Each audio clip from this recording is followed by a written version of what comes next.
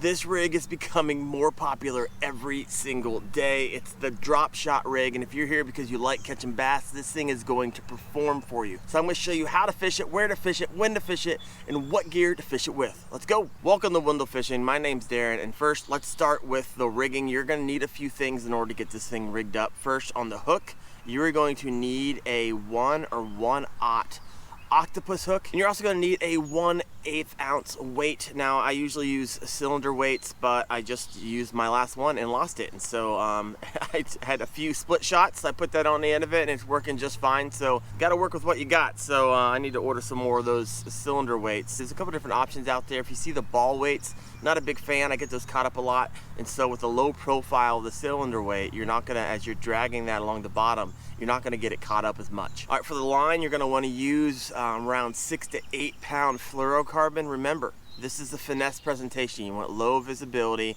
and do not make the mistake of using a larger diameter line. Trust me, your bites, as you go higher in your line, you're gonna get less and less bites. So trust me on that, 6 to 8 pound fluorocarbon. And sometimes I'll actually run a fluorocarbon leader on the end of my braid. And there's a few other knots that will actually tie braid to fluorocarbon very well. The FG knot is the best, but it just takes a little bit of practice to dial that one in. And last but not least, you'll need a drop shot specific lure. My favorite are these KVD Perfect Plastics. I believe this one is the Dream Shot Green Pumpkin. And this thing just performs for me. I'm up here in Northeast Ohio. I fish all lakes and ponds, and these things, the bass just can't resist them. So I also use the Robo Worm from time to time, so I'll throw those in the description below. The key here is making sure that whenever this goes to your fishing pole, whenever this is in its natural presentation, that this hook is actually facing up, not down. And what I used to do for a long time is put the weight on the bottom and then tie on the hook with a Palomar knot.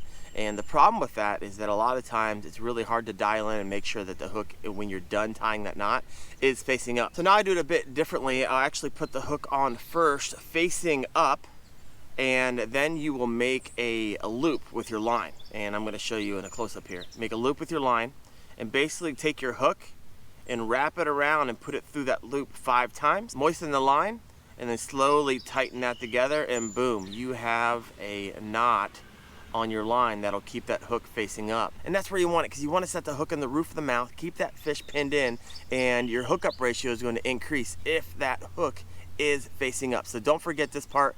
Then after that, you're going to tie up your weight. I usually use 1/8 ounce whenever I'm fishing like 8 feet or less, and then I'll increase the weight as I'm fishing deeper. All right, let's talk about hooking up your lure. Now this is there's 3 different ways I've seen guys do it. I have a personal favorite. Some guys just take it and run it just like that, and that's fine. Others will take it, run it in the bottom and out the nose like that. I don't like that either. What I like, and I think makes an excellent presentation, and I have the most luck on, is basically putting it through the bottom, but instead of running it all the way out like I did last time, you basically run it to where you can kind of feel the point on the top of your finger and stop. As this thing is on the bottom, it's going to make for a really nice natural presentation. So that's the way I'd hook it up. Now if you're not having luck with that type of hookup, what I also like to do for my Robo Worms are a bit longer, is that'll hook it Wacky style.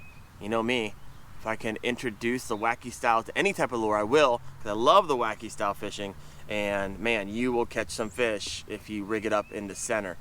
So I wouldn't do it for this particular lure, but for a Robo Worm that's a little bit longer, man, that action just drives those bass crazy. And that's how you rig the drop shot. Now that's half the battle. Now how do you fish the drop shot? Now you can catch fish on the drop shot in summer, spring, fall, and winter. It's actually a really great presentation for winter to catch those lethargic bass. But this rig is a common rig that I have set up on my fishing kayak. I usually have 6 rods, 6 different types of setups, and one of them typically is the drop shot rig because it performs so well. Now I'm up here in Northeast Ohio, and I will fish this thing just about anywhere I know it won't get caught up.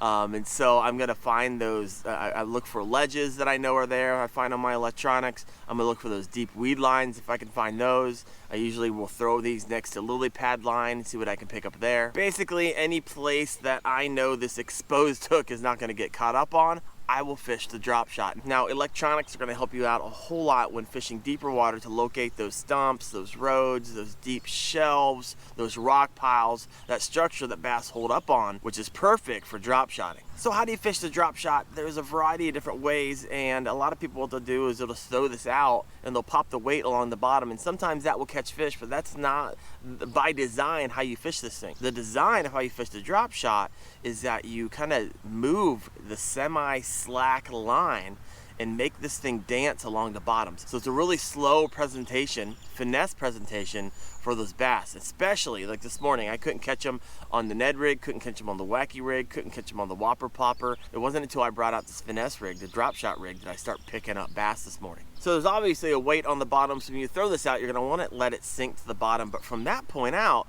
there's a variety of different ways you can retrieve this to catch those bass. One, just like I said, you dance it. Two, you can actually pop the weight, let it fall, wait 5 seconds, lift the weight up, let it fall, wait 5 seconds. I don't do that presentation a whole lot, but if you had electronics and you know the bass are there, maybe a really great strategy to use. Next is the slow dance. That's the one I love the most. Basically cast it out, let it sink to the bottom, and just really slowly dance.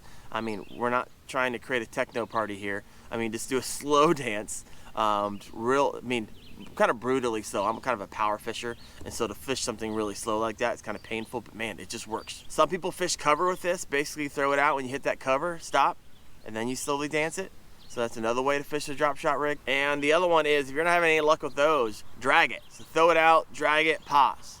Drag it, pause. I mean, some anglers, they swear by this method, so if you're coming up short with some of the other methods, try out the drag and kind of dead stick, and you might pick them up that way. Now here's the unique to drop shotting. A lot of times, since it is finesse and it's really light, you got to pull up on your rod every once in a while to see if in fact you do have a bass. Another way is watch your line. Sometimes it starts taking off to the right or to the left, and you don't have to set this thing and rip their lips out.